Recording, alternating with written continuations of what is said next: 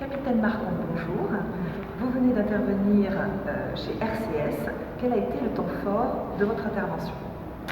Alors, le temps fort de l'intervention, c'est de parler devant des professionnels de la communication de crise. Je pense que tout communicant a eu affaire une fois dans sa carrière à ce genre de situation.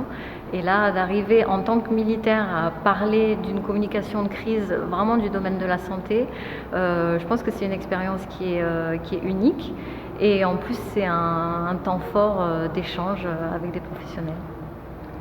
Alors, vous êtes communicante au sein des armées. Quels sont vos atouts? Alors, comme je disais, le communicant des armées, c'est un peu le couteau suisse, hein. Il fait beaucoup de choses en même temps. Après, l'atout quand on est communicant et militaire, c'est qu'on peut être envoyé au coup de sifflet sur les théâtres d'opération. Et c'est vrai que ça donne une certaine capacité d'adaptation et de réactivité. Et c'est vrai que pour certaines crises, on peut arriver à avoir un temps d'avance justement grâce à cette expérience de terrain.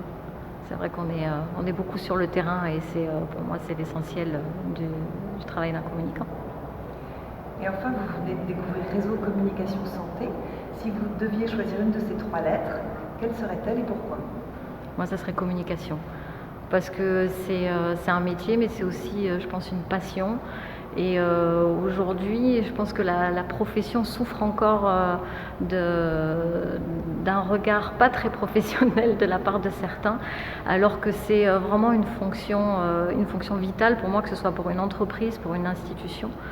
Et c'est pour ça que je choisis ce mot. Et moi, en tant que communicante militaire, c'est vraiment le métier dans lequel je m'épanouis totalement. Merci beaucoup. Merci.